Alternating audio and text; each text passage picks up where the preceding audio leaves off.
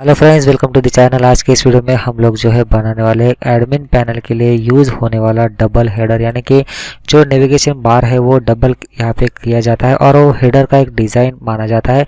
सो इसमें हम लोग क्या करने वाले, डबल हेडर एक बनाने वाले हैं। सो इसमें हम लोग क्या करने वाले, यूज़ करने वाले बूटस्ट्रैप का और साथ ही में फॉन्ट ऑसम CSS का यूज़ करने वाले। हमारे को अगर आइकॉन का यूज़ करना है तो आप इसे ले सकते हैं। अगर आपको आइकॉन्स नहीं चाहिए तो इसकी कोई ज़रूरत नहीं है, लेकिन रिस्पॉन्सिवनेस के लिए हम लोग बूटस्ट्रैप का यूज़ ज़रूर करेंगे।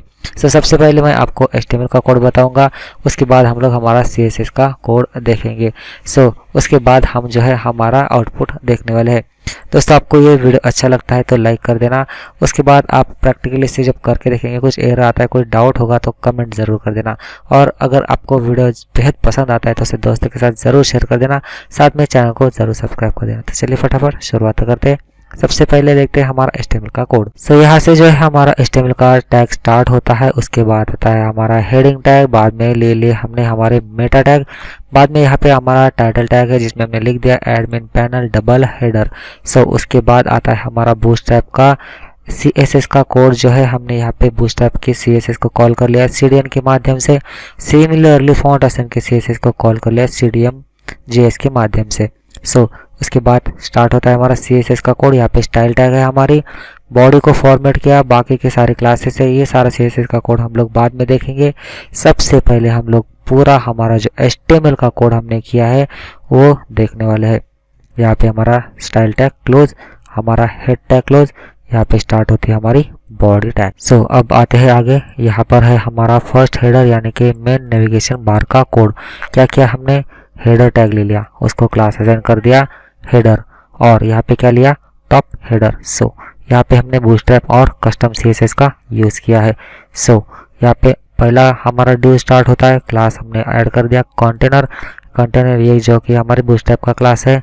बाद में डिफ्लेक्स और justify content between align items centre, सारे के सारे हमने बूटस्ट्रैप के क्लासेस यूज़ किए हैं। कुछ जगह पर बस कस्टम हमने क्लासेस CSS के माध्यम से यूज़ किए हैं। उसके बाद हमारा जो वेबसाइट का नाम होता है, हमने यहाँ पे एडमिन पैनल बेसिकली लिख दिया है। जो आपकी वेबसाइट का नाम हो आप यहाँ पे डाल सकते हो। एक लिंक क्रिएट कर दिया, href में फिलहाल के लिए हैशटैग मार दिया हमने, यहाँ पे ज़्यादा हमने लिंक नहीं दी है। क्लास में हमने लिख दिया हेडर लोगो। ये जो हमारा कस्टम CSS का क्लास है, इसे हमने कस्टम करके फॉर्मेट किया है। उसके बाद हमारा यहाँ पे नव टैग है, इसके अंदर हमारे सारे के सारे जो लिंक्स है वो यहाँ पे आते हैं। इसी वजह से सारे जो टैग्स है हमारे, इसमें हमने नव लिंक क्लास, ये जो बूटस्ट्रैप का क्लास है वो यूज़ किया। उसके बाद हमें आइकॉन चाहिए, इसके लिए हमने क्या किया, फॉन्ट ऑसम CSS का हमने यूज़ किया। आप देख सकते हैं यहाँ पे जितने हमारे आई टैग्स है उसके अंदर हमने जो क्लासेस यूज़ किए हैं, इस तरह से फॉन्ट ऑसम CSS के क्लासेस यहाँ पे यूज़ किए हैं। ये हो जाता है हमारा कंप्लीट नेविगेशन का टैग। अब आते हैं आगे, देखते हैं हमने आगे दो बटन्स क्रिएट किए, एक लॉगिन का, एक साइनअप का। क्या किया, यहाँ पे ड्यू ले लिया, क्लास असाइन कर दिया। यहाँ पे जो क्लास है बिटवीन कंटेनर, ये हमारा कस्टम क्लास है। डिफ्लेक्स ये हमारे बूटस्ट्रैप का क्लास है। पहले वाला बटन और दूसरे वाला बटन, दो बटन इस हमने ड्यू में ले लिया है।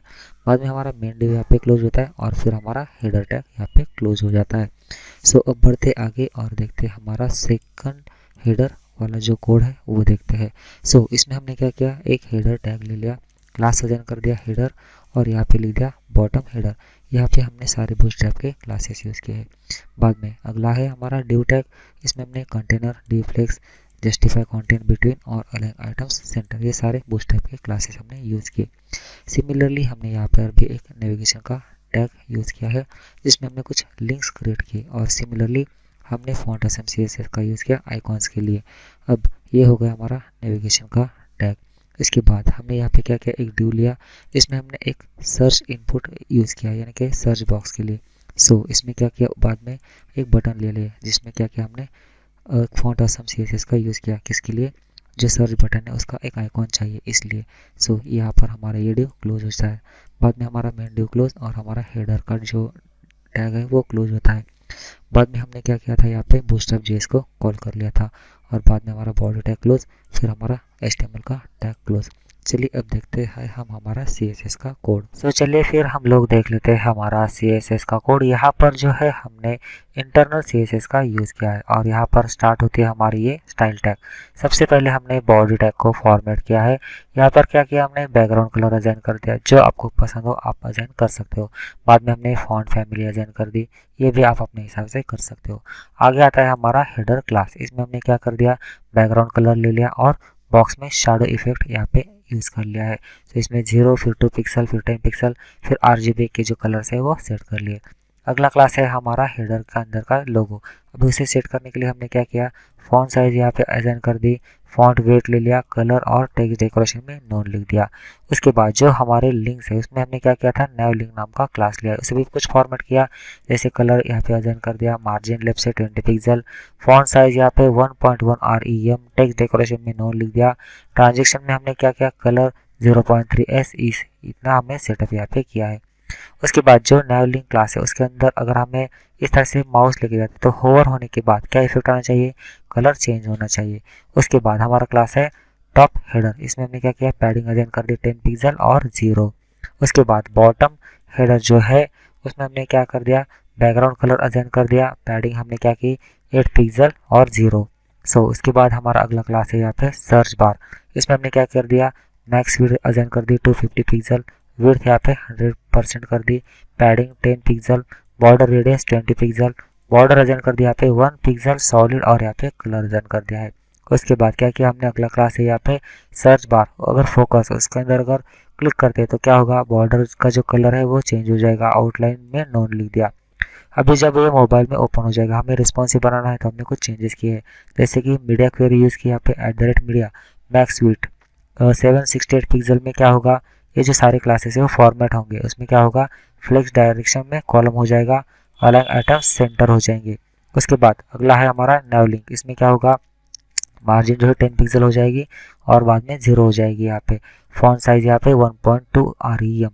उसके बाद अगला क्लास कौन सा है, सर्च कंटेनर। इसमें क्या हो जाएगा, display flex, align item center, justify content center, margin top 10 pixel, width 100%। अगला क्लास है यहाँ पे बॉटम हेडर और दूसरा क्लास है डी फ्लेक्स। इसमें क्या हो जाएगा, justify content space between, width में क्या हो जाएगा 100%। अगला क्लास है हमारा सर्च बॉक्स का। इसमें क्या है, सर्च बार। इसमें क्या हो जाएगा, margin right 10 pixel, margin width none, flex में 1 आ जाएगा। उसके बाद क्या है हमारा क्लास सर्च कंटेनर का जो बटन है। ये जो बटन है उसे हमने फॉर्मेट किया है, विड्थ ऑटो हो जाएगी, फ्लेक्स में 0045 पिक्सल, पैडिंग में क्या है 8 पिक्सल और 12 पिक्सल। उसके बाद हमारा जो डेस्कटॉप वर्जन है उसके लिए हमने मीडिया क्वेरी असाइन कर दी। मिनिमम विड्थ अगर 769 पिक्सल है तो क्या होगा, ये जो क्लासेस है वो फॉर्मेट होंगे फिर से। सर्च कंटेनर में क्या होगा, display flex, align item center, justify content center. उसके बाद जो सर्च बार नाम का क्लास है उसमें क्या चेंजेस होंगे, मार्जिन राइट से 10 पिक्सल होगा, मैक्स विड्थ उसकी 250 पिक्सल हो जाएगी। अगला क्लास है हमारे यहाँ पे सर्च कंटेनर के अंदर का जो बटन है उसे हमने फॉर्मेट किया, क्या किया, विड्थ ऑटो कर दी, फ्लेक्स में 0045 पिक्सल कर दिया। यहाँ पे जो है हमारा पूरा CSS का कोड खत्म होता है और यहाँ पे हमारे जो स्टाइल टैग है वो क्लोज होती है। अब मैं क्या करता हूँ, आपको पूरा HTML से लेकर CSS का पूरा कोड दिखाता हूँ, फिर हम इसे रन करेंगे। यहाँ से स्टार्ट होता है HTML का, इसके बाद हेड टैग, उसके अंदर मेटा टैग, फिर टाइटल टैग, फिर यहाँ पे हमने लिंक यहाँ पे ले लिया है HTML के साथ हमने बूटस्ट्रैप और CSS जो फाउंडेशन CSS है उसका इस्तेमाल किया। बाद में हमारी कस्टम CSS यहाँ से स्टार्ट होती है। हम लोग देखते हैं यहाँ पे हमारी कस्टम CSS, सारे के सारे क्लास आप लोग एक बार अच्छे से देख लीजिए ताकि आप इसे अच्छे से कोड कर सकते हैं। मोबाइल का व्यू है यहाँ पे। उसके बाद हमने क्या किया, नीचे जैसे जैसे डेस्कटॉप का वर्जन है वो उसका कोड है यहाँ पे डेस्कटॉप का। उसके बाद हमारी स्टाइल टैग क्लोज होती है, फिर हमारा हेड टैग क्लोज, फिर बॉडी टैग यहाँ से हमारी स्टार्ट होती है। सबसे पहले क्या है, फर्स्ट हेडर यानी कि मेन नेविगेशन बार, और यहाँ से फर्स्ट हमारा जो हेडर है इसका कोड स्टार्ट होता है। यहाँ पे हमने कुछ नया क्रिएट किए, फिर ड्यू क्रिएट किया, यहाँ पे हमारा हेडर का कोड जो है क्लोज होता है।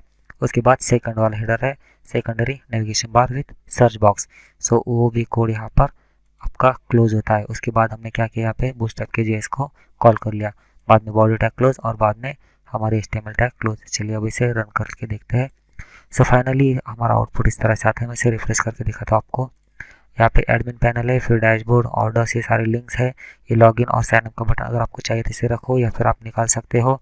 बाद में जो हमारा सेकेंडरी हेडर है नेव बार है उसका यहाँ पे आउटपुट है। इसको मैं आपको मोबाइल में ओपन करके दिखाता हूँ। इंस्पेक्ट करेंगे तो इस तरह से जो है आपको ये मोबाइल में दिखेगा। जैसे रिफ्रेश करते हैं तो इस तरह से मोबाइल में ओपन होगा, ऑटोमेटिकली चेंज होता है, पूरा रिस्पॉन्सिव हमने इसे किया है। सो जैसे डेस्कटॉप में आएगा इस तरह से आएगा। सो फ्रेंड्स, इस वीडियो में अगर आपको कुछ डाउट है तो आप ज़रूर कमेंट कर सकते हैं। यदि वीडियो अच्छा लगे तो लाइक कर देना, साथ में दोस्तों के साथ शेयर करके चैनल को ज़रूर सब्सक्राइब कर देना। मिलते हैं अगले वीडियो में, तब तक के लिए बहुत बहुत धन्यवाद।